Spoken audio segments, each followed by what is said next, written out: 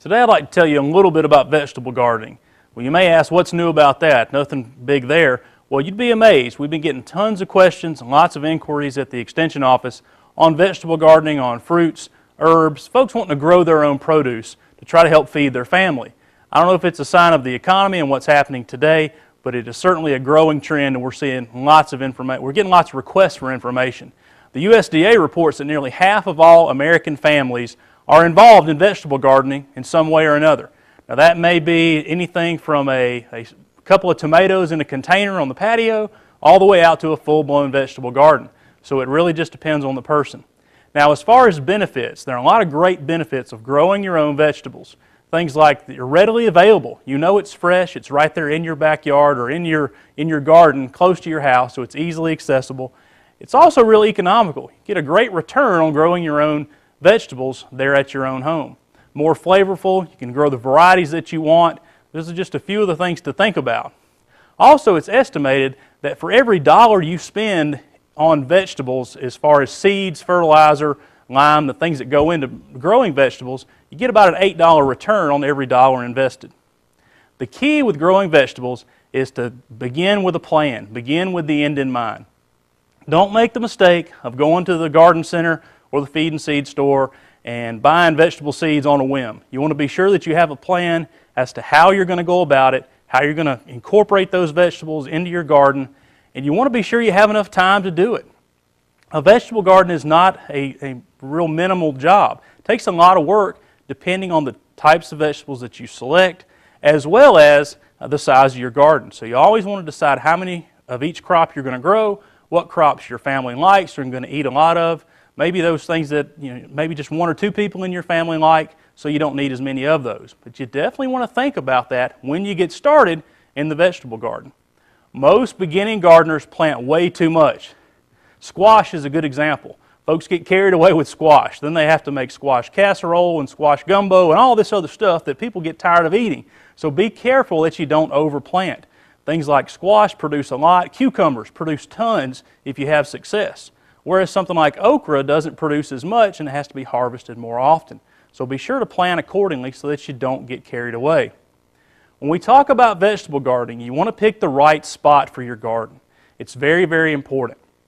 Number one, the most important thing in my mind when you're selecting vegetables, when you're selecting your site for your vegetable garden is location. It's just like in real estate, location, location, location. Well, it's very true with vegetables as well. You want to be sure that it's easily accessible, that you're going to go to the garden, that you're going to pass by it, or it's going to be easily accessible close to your home. Also, you want to be sure you have a water source. It's going to be very difficult to keep that garden watered if it's not accessible to a garden hose where you can water it easily. If you think you're going to carry buckets of water, 5-gallon buckets of water to the garden on a regular basis, that might last for a few weeks. Most people get tired of that. They don't stick with it. So be sure you're accessible to water. Talking about water, it's also important to remind folks that you can water a vegetable garden, no problem at all. Our water restrictions, as they're written today on Georgia law as well as our local restrictions, home food gardens are exempt. So if you're growing fruits, vegetables, herbs, anything that you're going to consume, that you're going to eat, that is exempt from water restrictions, and you can water those items as much as you can. Also, you want to keep in mind the exposure of the location. You don't want to plant a vegetable garden in shade. Keep it away from trees. Most all of our summertime vegetables, our traditional vegetables like tomatoes and squash and cucumbers and okra and eggplant and all those vegetables that so many of us enjoy, they would prefer a full sun exposure. So make sure it's a good sunny site. Also, think about the soil. I wouldn't be a good county agent if I didn't tell you to have your soil tested. And we can do that for you at the Hall County Extension office. It only costs $8 to have your soil tested. You bring us a sample. We need about a pound of dirt. And so like a pint-sized Ziploc bag is what we're talking about. So you bring us a soil sample and we'll send it in to the lab, the University of Georgia Cooperative Extension Lab in Athens. It takes about a week or 10 days to get the results back. And it's going to tell you exactly what you need in terms of lime and fertilizer for your garden for the types of crops that you're trying to grow. Also, you want to consider drainage. Our soils here in northeast Georgia tend to be of a very clay-based, clay nature. They don't drain very well. So it may be that you need to do some prep work as far as tilling and cultivation. Also, you want to be sure that you have done a nice job in preparing that soil, and if possible, adding in some compost or some type of soil amendment to enrich the soil, to add some organic matter if at all possible. So be sure to get that soil test done. It's really going to pay off in the long run and help you to do a better job in your garden. Your soil test is also going to help you in particular by giving you your soil pH. Our soils tend to be acid, so you want to be sure you get the lime out there at the right rate so that you can correct that problem before you get started. Also, another important thing to think about is the location of the vegetables in your garden. Have a plan on paper, on purpose, as to how you're going to go about putting those vegetables in so that they have been laid out correctly. You want to be sure to plant the tallest vegetables to the north and west of your garden. You want to be sure that they're all getting as much sunlight as possible. Also, another good tip in your vegetable garden, if you want to grow corn, number one, it takes a lot of space, not something that you can do on a very small scale, but also keep in mind that you don't want to plant just one or two long rows. You're much better off to plant corn in short rows, several short rows, because it's wind pollinated. You need those short rows, you need those plants in close proximity to each other to improve that pollination, pollen being picked up in the wind and blown from one plant to another. It's always a great idea to keep good records in your vegetable garden. What we're talking about is your planting date, when you first see those plants sprout and begin to come out, also fruiting, when you see the first fruit. But in particular, if you're going to be doing this, if you think you're in this for the long term or you've been doing this for a number of years, but you haven't been keeping good records, if you'll do that, if you'll start this year, keep good records in your vegetable garden, it'll help you in making selections and making choices in the future. And what I mean by that is if you picked a variety of tomatoes, for example, that did great for you this year, maybe someone gave you the seeds, you hadn't used them before, write that down, keep a record of that.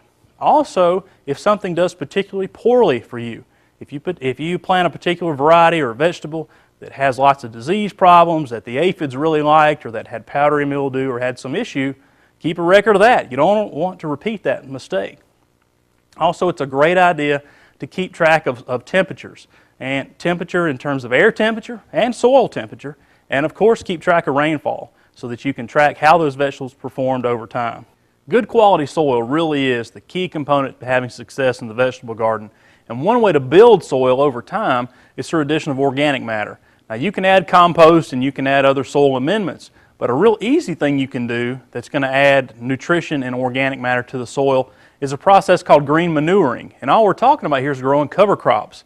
Things like clover, buckwheat, ryegrass, rye, all those winter crops that you're going to plant in the fall of the year that you're going to let grow throughout the season.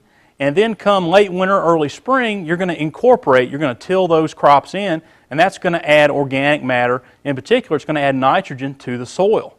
One tip though, if you're growing anything that produces a lot of seed, it's a good idea to mow it periodically to prevent those seeds from being formed. And that way you won't be battling those plants later as potential weed problems. Now, if you don't want to do the green manuring, or if you want to try to speed things along a little bit, maybe you haven't got started yet and you want to start now, this spring, you're going to need to use some type of commercial fertilizer. Lots of products out there available. I'm just going to stick to the numbers though. We're not going to talk brands, we're just going to talk numbers. In general, when you're talking about vegetable gardening, a lot of folks want to go with just your traditional general purpose fertilizer like a 10-10-10. But I'm going to caution you a little bit on 10-10-10. It's a great fertilizer, probably a good product to get started with if you want to work that in, incorporate that at the beginning of the season. But throughout the season, I would encourage you to look at a fertilizer, consider something that has a little bit less nitrogen. The fertilizer numbers, like 10-10-10, stand for nitrogen, phosphorus, and potassium. Nitrogen being that first number is really what encourages foliage growth. It encourages lush growth. And when you're growing vegetables, you don't want foliage unless you're growing leafy greens. You want fruit. And so I would encourage you to back off that 10% nitrogen a little bit and look for a fertilizer like 5-10-15 or 6-12-12. I think you'll be a little happier in the long run. That's just the tip of the iceberg when it comes to growing vegetables. We talked soils, we talked location, but if you want more information on things that are green and growing, in particular on vegetables, call us at the Hall County Extension Office. We'll be happy to send that to you. We can email it to you or we can send it in printed form. So if you're looking for information on how to get that garden growing, give us a call.